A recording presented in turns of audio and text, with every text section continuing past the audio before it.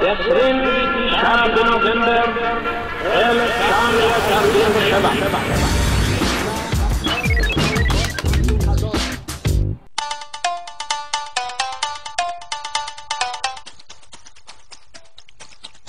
China has just been incredibly strategic in how it develops.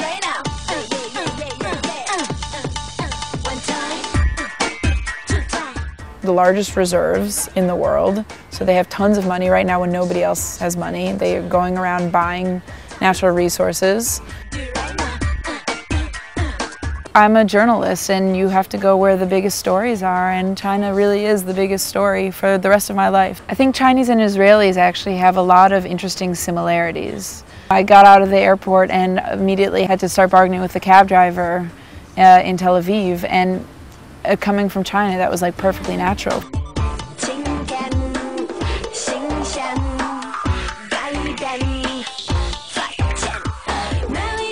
I think of myself sort of as a nomad, and I had always intended to keep moving, and I felt pretty comfortable with living in Latin America. I've lived in Brazil and other countries there, and you know, I lived in the United States for a while, and I really wanted to force my comfort zone. I wanted to study what is considered the hardest language in the world, and a growing superpower, and a country that everybody says is impossible to understand.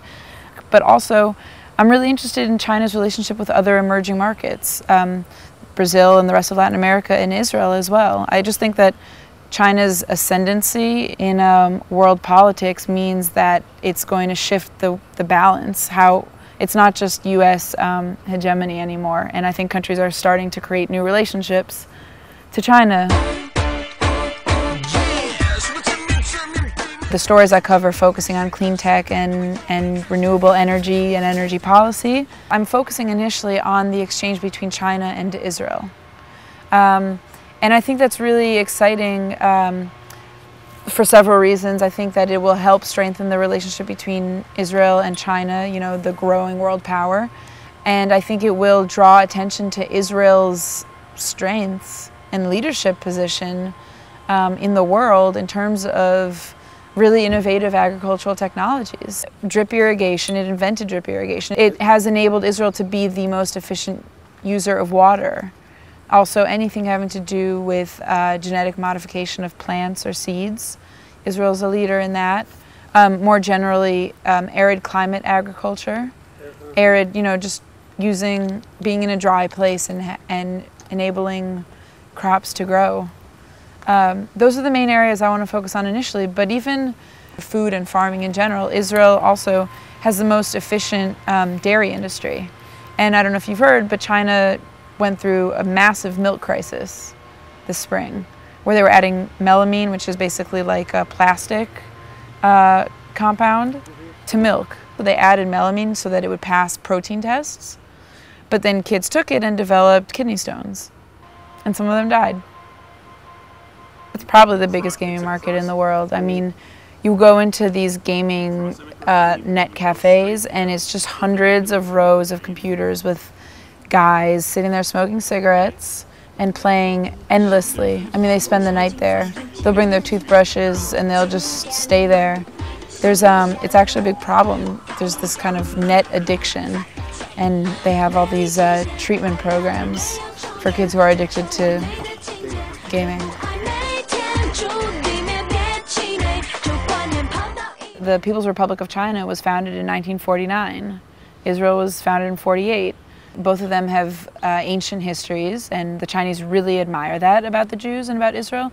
But their states are also very young. Guangdong, Shanghai, Beijing, Taipei. They just passed Germany to be the third largest economy, and they'll probably pass Japan to be the second largest economy in a year. And they'll pass the United States within the decade, surely. So I'm not saying economy is the only way that you behave as a superpower, but that is one of them. They are really training their labor force to be better educated and to innovate.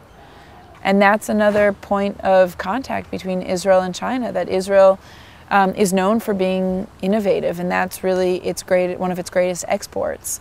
And that is the direction that China wants to move in. And now they're moving into clean technology. 2% of their budget is invested in environmental initiatives, 2%. That no other country can parallel that proportion. I can't say that I understand China, but that's part of the appeal. It's just a massive, massive country. I intend to be going there regularly and covering it regularly. And I hope my children learn Chinese. So it's a long-term commitment.